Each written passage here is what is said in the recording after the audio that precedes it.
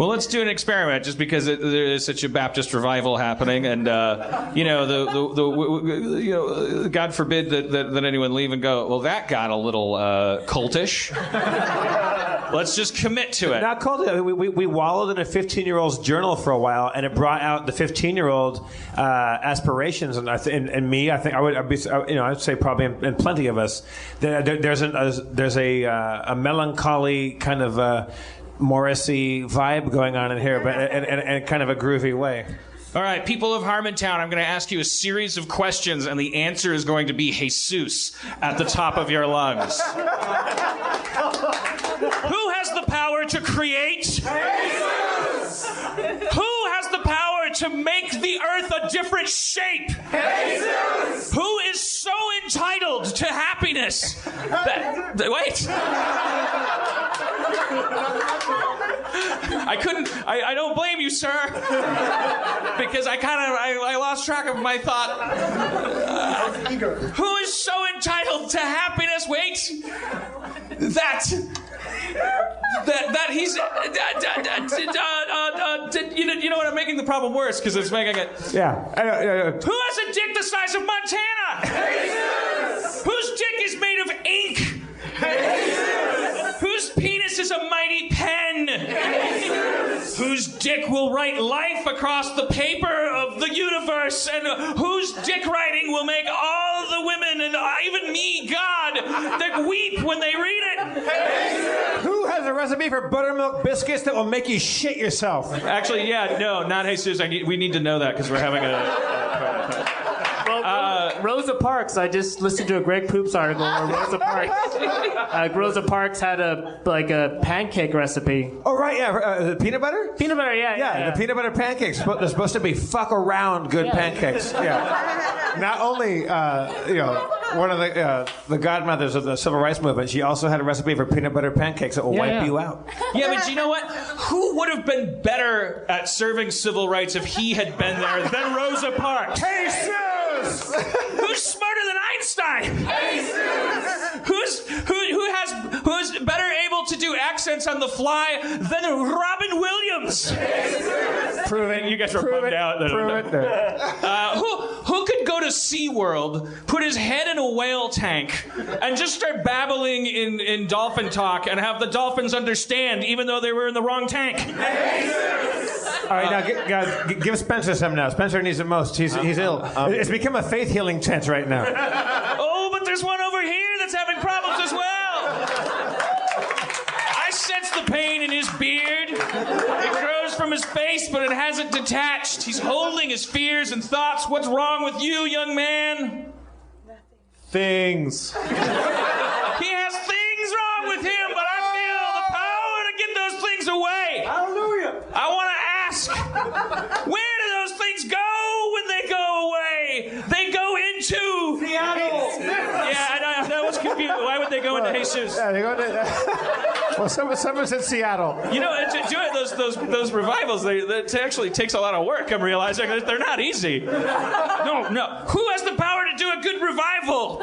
Dan Harmon! Thank you. Now that I'm good at doing revivals, who's going to have his things go away? Who could take those things and write a little script about them? Maybe a Modern Family spec in his spare time between drilling holes in spaceships, or even an original idea that would be really bad, and then he'd show it to his most trusted friends, and they'd say, this is stupid, and he'd say, I know, but he'd wake up the next day and he'd still be alive. Shut up and tell. I think it might be. If you want to be a writer, you got the first step is writing. You already know that, but Now I have to. What a lot of people can't accept is that it starts with being a really shitty writer. There is no way. Yeah. It reminds me of all the stuff I deleted. Yeah.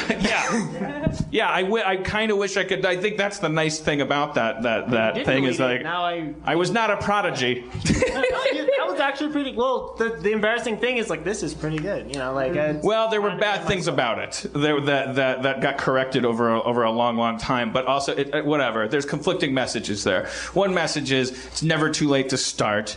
One message is it could happen overnight, but not until you do it shitty for a while. Another message is like it takes a long time, blah blah blah. I mean, the only things that you can control are the things that you do the next day. So you're drilling a hole in the spaceship. I would, I hope it doesn't have to come to a big decision to either like quit and cast your life into chaos, and better, because that's not what really writing being creative as a career doesn't really earn that. Like that's just something people do because they have to do it.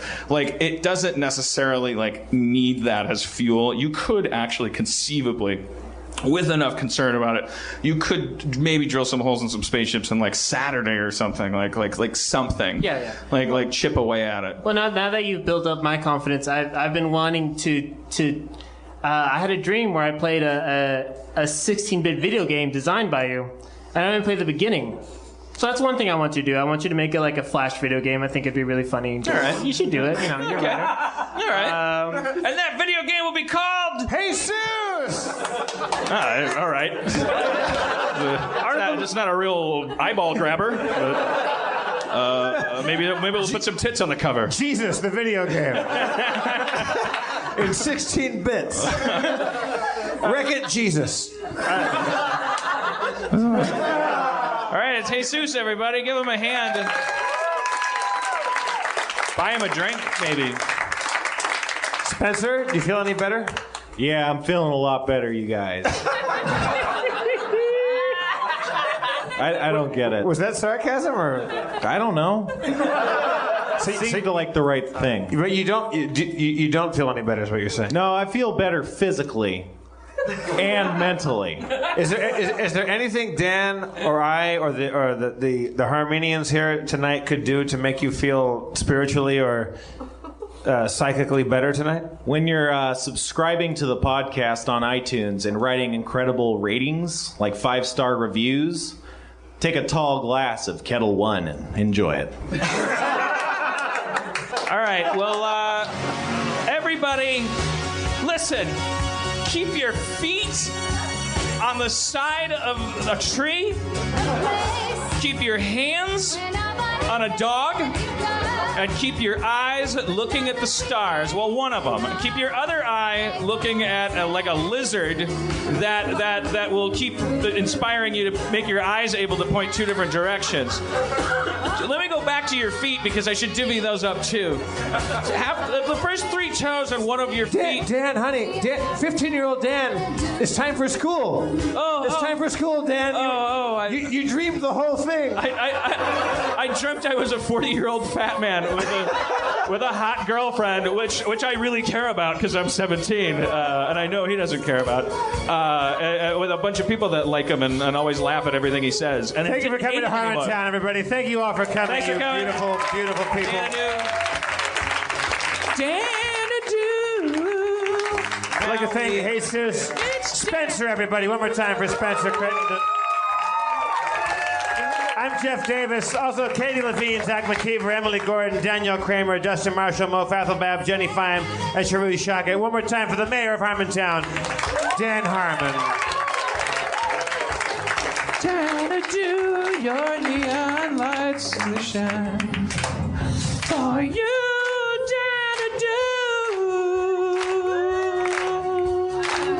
Thank you all.